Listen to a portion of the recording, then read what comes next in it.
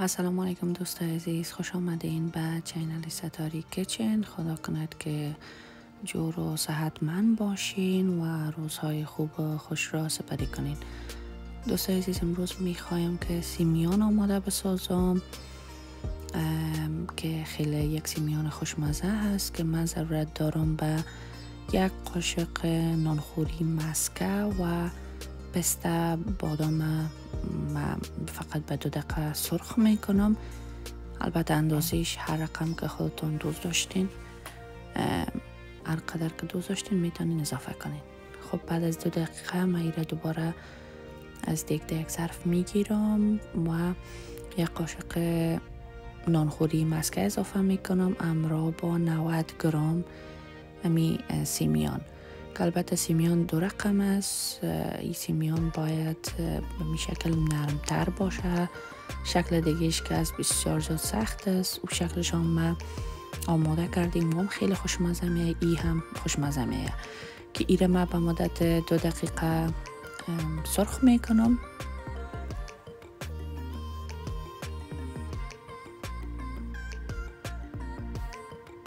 کوشش کنین که درجه داشتن کمتر باشه تا نسوزه. نیم کپ یا هم گیلاس من شیر غلیظ اضافه کردم که این شیرینی داره و این به مزه سیمیان زیادتر میسازه که 5 گیلاس هم من شیر پرچرب اضافه میکنم. خب خاصیت این سیمیان است که کمک خود سخت میکنه، ببینین، اما تشویش نکنین. وقتی که شیر گرم بیایه این سیمیان خود به خود نرم میکنه. نیم گیلاس یا نیم کپ هم من حفنف اضافه کردم که شکل ویپینگ کریم می باشه و قدر زیاد غلیظ نیست. خب خوب از مزهش زیادتر میسازه. یک قاشق چایخوری هیل و یک قاشق چایخوری هم گلاب اضافه میکنم. شما اگر دوست نداشتین هیچ اضافه نکنین.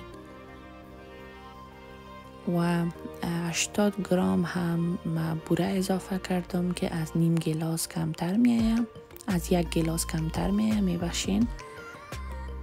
و 2 قاشق چایخوری هم کارنفلاور ما اینجا آب کردیم. پیش از اینکه کارنفلاور ما اضافه کنم، اول هم پسته و بادامی که سرخ کرده بودم اضافه میکنم و در آخر کارنفلاور بسیار کم اضافه کنین. به این شکل شور بدین. زیادتر از دوستان میگن که فرنی ما خوب نمیه یا کلوله میشه، به خاطر از اینکه کارنفلاور وقتی که یک جویی اضافه کنین با نمو شکل خوب آب نمیشه در شیر. به این شکل آیسته اضافه کنین و شور بدین.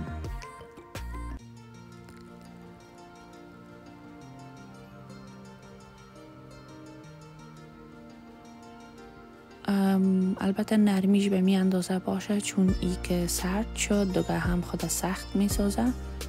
زیاد کارنفلاور اضافه نکنین. ما از این سیمیان استفاده کردیم که یک پاکتش 150 گرم است که ما فقط 80 گرمش اضافه کردیم. 80 یا 90 گرمش. خب این هم از سیمیان خوشمزه ما که زیادتری رو پاکستانی ها آماده می سازن.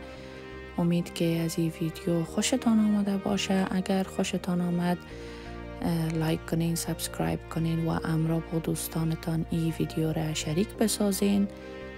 تا ویدیوهای بعدی، الله نگهدار.